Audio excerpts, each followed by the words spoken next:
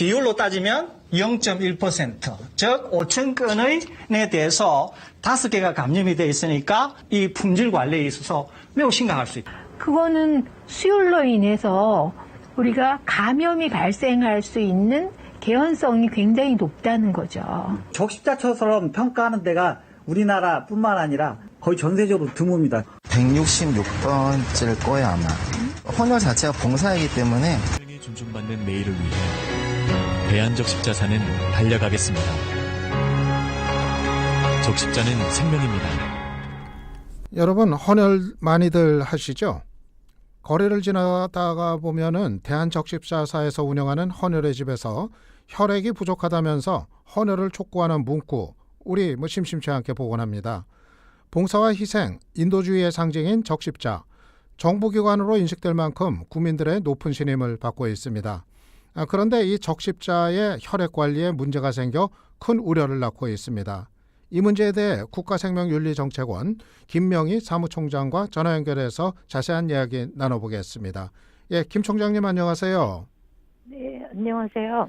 예, 지난 7일 날 보니까 그 KBS 시사기획 창이라는 프로그램에서 이 문제가 다뤄졌더라고요. 그때 김 사무총장께서도 인터뷰하신 거를 봤는데 적십자 혈액 관리에 문제가 있다. 구체적으로 어떤 내용입니까?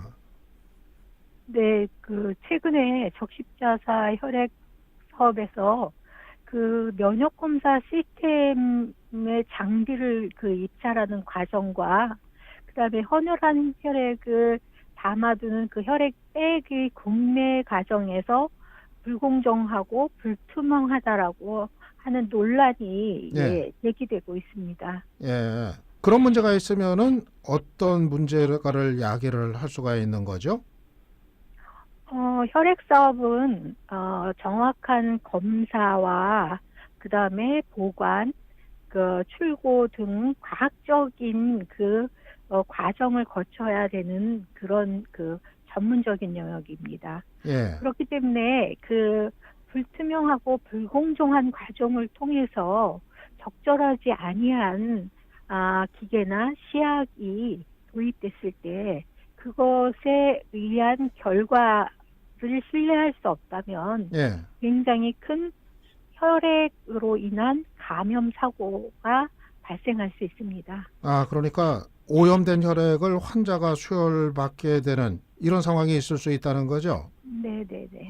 그러면 이건 대단히 이제 심각한 문제인 것 같은데, 이런 개연성, 어느 정도나 이게 되는 겁니까? 글쎄, 어느 정도라고 할 수는 없을 것 같고요. 일단은 이제 지금 논란이 되고 있는 과정이기 때문에 그 논란 자체가 사실인지 아닌지를 밝혀지지 않은 상황에서 크다 낮다 이렇게 얘기할 수는 없을 것 같습니다.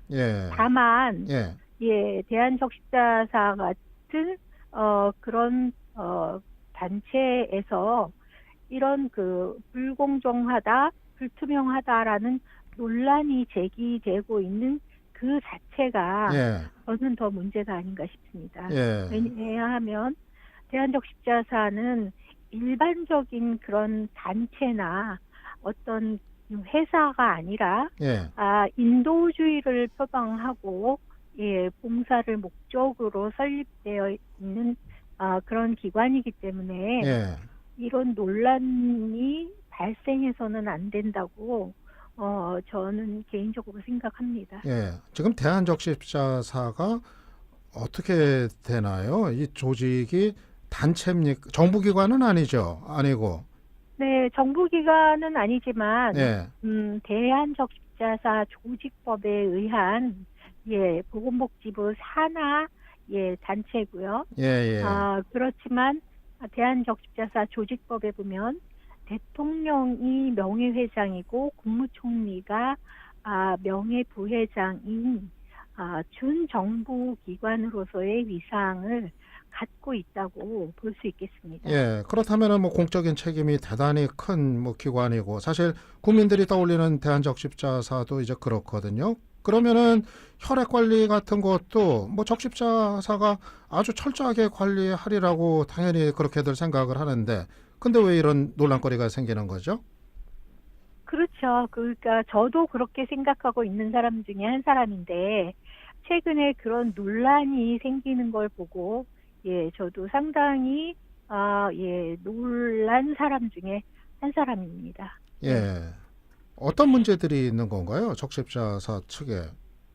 네, 일단은 그 2016년에 그 헌혈한 혈액에 대한 안전성 검사를 하는 면역 시스템 교체를 위한 그 장비를 구입하는 과정에서 계속 논란이 되고 있고 예. 2016년서부터 지금 현재까지 결정을 못하고 있는 상황입니다. 그래서 입찰이 6차례나 이루어졌고 예. 입찰하는 과정에서 예, 일부의 그 회사가 반발을 하고 하는 논란이 이제 불거지고 있고요. 예. 그다음에 이제 혈액백을 구매하는 과정에서 그 특정 회사를 봐주기 위해서 어떤 기준을 자기적으로 설정했다 이런 이제 예. 그 의심을 이제 하는 그 사람들이 있고 예. 예. 대한의사협회에서도 예 문제가 있다라고 공식적으로 이제 문제를 제기하고 나서서 예 이런 이제 현재 상황에서 그 아직은 누가 옳은지 그른지 무엇이 사실인지 아닌지는 모르는 상태에 있지만 이런 혼란스러운 상황을 초래한 것 자체가 저는 문제가 아닌가 이렇게 생각합니다. 예, 그렇군요. 네. 청취자들께서는 지금 김 사무총장님 말씀 들으시면서 중간중간에 댓글로 의견 올려주시면 저희가 또 소개를 해드리고 그렇게 하겠습니다. 김 총장님, 외국 같은 경우는 어떻습니까? 외국에서도 이런 혈액 감염 사례가 적지 않게 있나요? 1980년대나 90년대에는 상당히 많았습니다. 그래서 가까운 일본에서도 수혈로 인한 그 에이즈 감염이 상당히 많이 그 발생을 했고요.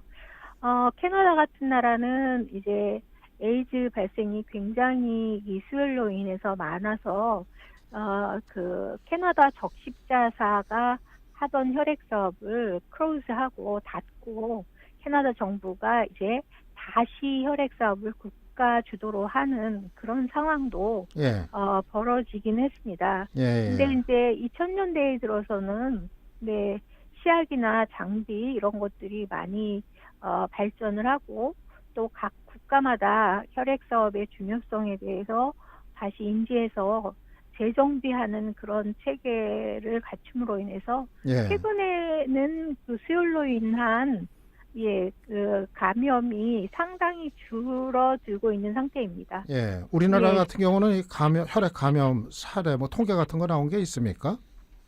네, 있죠. 그러니까 질병관리본부에 혈액 감시 팀이 있는데 그 팀에서 이제 수혈로 인한 그 감염 사례 등을 이제 조사하고 관리하고 있습니다.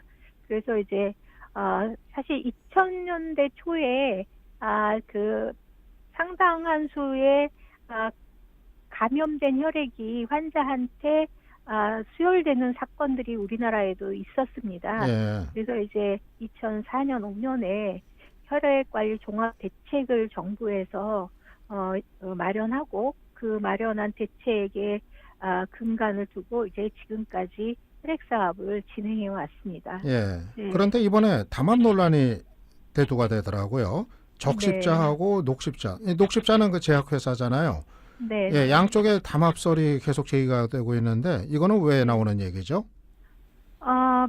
뭐 담합이 있었는지 안 있었는지는 잘 모르겠고요.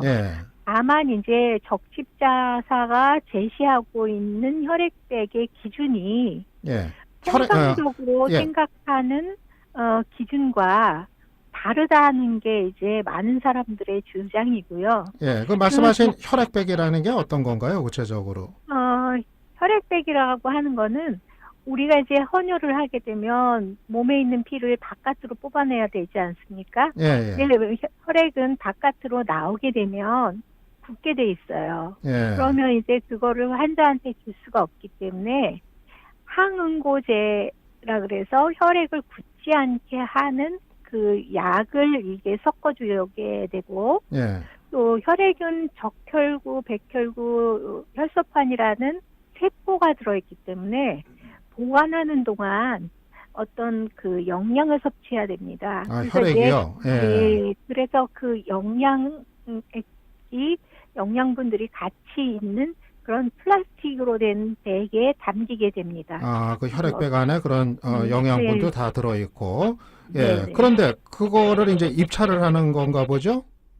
네, 입찰을 합니다. 네. 예. 근데 담합 얘기가 여기서 이제 왜 나오는 거예요? 네. 그래서 이제 입찰을 하는데 입찰하는 조건에 혈액백 내에 있는 포도당의 양에 대한 걸 제시했는데 그 양이 이제 특정 회사의 백에만 맞기 때문에 다른 회사의 백들은 예. 식품의약품 안전처로부터 예. 품목 허가를 받았음에도 불구하고 예. 이제 입찰에서 떨어지니까 예. 이제 그거를 이제 문제를 제기하고 있는 것 같습니다. 네. 그러면 적십자 쪽에서는 무슨 설명이 있을 거 아니에요? 네, 주장이. 적십자 쪽에서는 뭐 설명은 자기들은 정확한 기준에 의해서 그 기준을 제시했다, 맞는 기준이다 이렇게 얘기하고 있습니다. 예. 근데 뭐 어떻게 생각하느냐에 따라서 이제 어떻게 보느냐에 따라서 이제 견해가 다른데 예. 그 회사에서 식품안전처에 품목 허가를 받을 때 제시한 내용하고 실제 그 생산하는 공정하고 지금 다르기 때문에 이제 문제가 되고 있다고 볼 수 있습니다. 예. 그러면은 지금 논란은 뭐 계속이 되고 있는데 여러 네. 단체에서는 또 적십자하고 반대되는 의견을 내놓고 있다고 그래요. 뭐 대표적으로 네. 대한의사협회 같은 경우도 그렇고. 네, 네. 예, 어떤 차이죠? 어떤 주장이 이제 뭐가 엇갈리는 겁니까? 네, 그러니까 적십자 쪽에서는 혈액백에 들어있는 영양분 중에서 포도당만 기준으로 하여야 한다라는 게 적십자의 입장이고, 예. 대한의사협회나 일부의 사람들은 포도당과 과당이 모두 적혈구의 영양으로 쓰일 수 있기 때문에 예. 두 개를 합해서 계산해야 된다 이렇게 주장하고 있습니다. 예. 그래서 근데 그 혈액백을 만드는 공정에서 네 포도당을 투여하더라도 일부 과당으로 생성이 되기 때문에 예. 예 과당까지도 그 혈액백에 있는 영양 성분으로 모아야 된다는 게 대한의사협회 입장이고 예. 적십자의 입장은 포도당을 넣었으니까 포도당을 측정해야지 된다 이렇게 예. 이제 주장하는 거죠. 예. 네. 그러니까 근데 그런 이제 예. 적십자가 제시하는 혈액백의 포도당 그 농도를 맞추기 위해서는 실제 식품의약품 안전처에 그 공정으로 등록한 양보다는 조금 더 많이 넣어야 된다고 합니다. 예. 예, 그렇기 때문에 이제 문제가 되고 있는 거죠. 예. 적십자의 그런 입장이 또 이제 특정 업체한테 유리하게 작용한다. 그런 이제 의혹, 네. 의문 뭐 이런 게 이제 네. 또 나오는 거고요. 예, 아무튼 우리가 뭐 지금 단계에서 뭐 이거다 저거다 뭐 결론을 내릴 뭐 계제는 아닌 것 같습니다만은 지금 적십자 여러 가지 그 논란의 대상이 되고 있기 때문에 그런데 적십자가 우리나라 혈액의 90% 이상을 독점하고 있다고 그래요. 그러면 뭔가 적십자에 대한 제대로 감시할 장치 이런 게 필요할 것 같은데 그런 건 지금 있습니까? 질병관리본부에 장기이식관리센터가 있고요. 장기이식관리센터 안에 이제 혈액 안전 감시팀이라고 그래서 실제 그 이루어지는 혈액 관리 업무 자체에 대해서는 이제 어느 정도의 모니터링과 관리가 이루어지고 있습니다.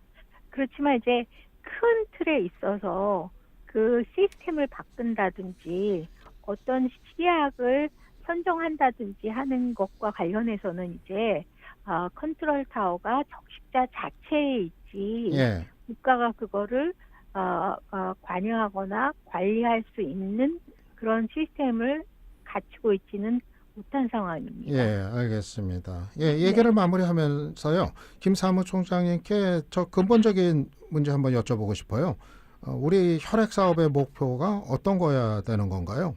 많은 사람들이 헌혈을 많이 하고 혈액을 충분히 쓰는 거가 혈액 사업의 목표라고 잘못 생각하고 있는데요. 예, 우리 몸은 잘 쓰이면 약이 될 수도 있지만 예, 잘못하면 독이 될 수도 있는 것이기 때문에 예, 최소한만 사용하고 안전한 걸 사용하고 예, 그다음에 그 과정에서 사고나 원치 않는 부작용이 일어나지 않도록 미연에 예방하는 것을 예, 목표로 해야 된다고 저는 생각합니다. 예. 그 사고나 부작용의 위험이 또 너무도 큰 거죠. 예, 혈액은. 네, 그렇죠. 예, 그렇죠. 예, 알겠습니다. 예, 네. 오늘 지금 김 사무총장님 말씀 이제 들었는데요. 만약에 네. 적십자 측에 또 반론이 있으면 저희 방송에서 또 이제 함께 네. 뭐 또 나중에 다루도록 하겠습니다. 아무튼 네, 네. 국민들의 불안 씻을 수 있는 안전장치가 마련돼야 될 것 같습니다. 예, 김 사무총장님 오늘 시간 내주셔서 감사했습니다. 네, 감사합니다. 지금까지 국가생명윤리정책원 김명희 사무총장이었습니다.